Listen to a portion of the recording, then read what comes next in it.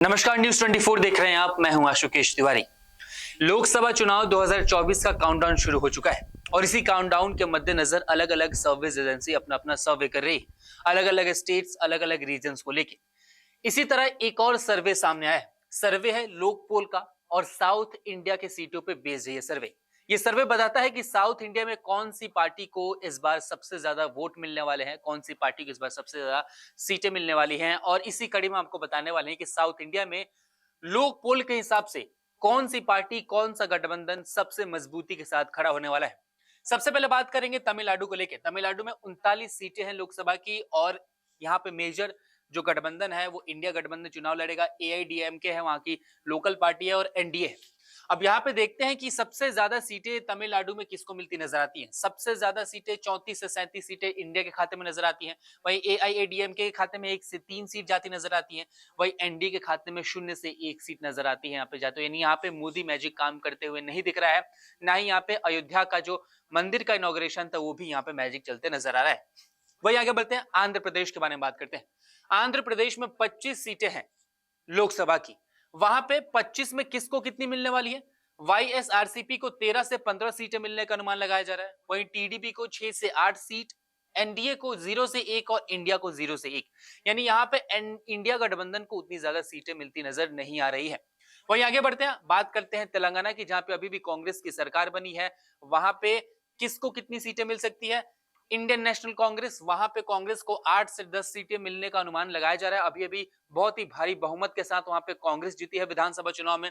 वही बीआरएस की बात करें, जो कि पिछली बार यहाँ पे इस तेलंगाना के सत्ता पे राज कर रही थी, वहां पे बीआरएस को 3 से 4 सीटें मिलती नजर आ रही है। वही बीजेपी को 1 से 2 सीटें और अन्य के खाते में 0 से 1 सीट जाती नजर आ रही है। यानी यहाँ पे विधानसभा चुनाव का जो रिफ्लेक्शन है वो लोकसभा चुनाव पे दिखने को मिल रहा है और कांग्रेस को यहाँ पे 8 से 10 सीटें मिलने का अनुमान लगाया जा रहा है।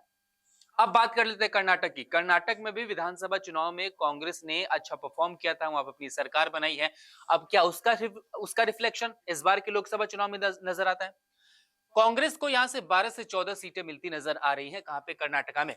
वहीं बीजेपी 10 से 12 सीटें। बीजेपी शुरू से ही लोकसभा चुनाव में कर्नाटक में अच्छा परफॉर्म करती रही है, भले विधानसभा में करे या ना करे। और हमेशा से कहा भी जाता है कि लोकसभा का चुनाव विधानसभा चुनाव से अलग होता है, लेकिन यहाँ पे इस बार उसका रिफ्लेक्शन नजर आता है। 12 से 14 सीटें कांग्रेस के खाते में जाती नजर आती है। वही बीजेपी के खाते में 10 से 12 सीटें। इसके अलावा जेडीएस के खाते में 1 से 2 सीट जाती नजर आती है कर्नाटका को लेकर बात करें तो। अब बात करते हैं यूनियन टेरिटरीज की। साउथ में 3 यूनियन टेरिटरीज है, पुडुचेरी, अंडमान निकोबार, लक्षद्वीप। इन तीनों को मिला के 3 सीटें होती हैं। इन सबके पास 1-1 सीट है। वहां पे इंडिया गठबंधन को बढ़त मिलती नजर आती है। इंडिया गठबंधन को 1 से 2 सीट मिलने का अनुमान लगाया जा रहा है। वही एनडीए के पास 0 से 1 सीट नजर आती है जाती हुई उसके खाते में। हो सकता है कि वहां पे एनडीए का खाता भी ना खुले। अब बात कर लेते हैं केरला की। केरला में भी इंडिया गठबंधन बहुत ही तेजी से आगे निकलती नजर आती है और बहुमत के साथ वहां पे जीतती नजर आती है।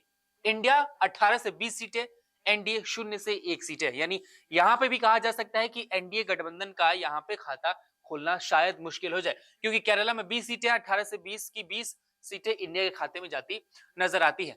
अब अगर इन सबको आप मर्ज कीजिएगा और सबको अगर आप कैलकुलेट कीजिएगा तो 132 के करीब सीटें होती हैं साउथ इंडिया में। जिन जिन मेजर स्टेट्स का हमने आपको अभी भी नाम बताया, आंध्र प्रदेश, तमिलनाडु, केरला, कर्नाटक, इन सबको मिला के 3 यूनियन टेरिटरीज को भी मिला के। अब यहाँ पे जो सेंट्रल लेवल पे जो 2 सबसे बड़ी पार्टियां हैं, यानी जो 2 सबसे बड़ा गठबंधन है, वो है कांग्रेस या तो इंडिया गठबंधन और दूसरा है एनडीए जिसमें बीजेपी है, प्रधानमंत्री मोदी उसका सबसे बड़ा चेहरा है। तो यहाँ पे साफ साफ नजर आता है कि 132 में से 84 से ज्यादा सीटें इंडिया गठबंधन या फिर कांग्रेस के पास जाती नजर आती हैं या फिर उसके सहयोगियों के पास जाती नजर आती हैं।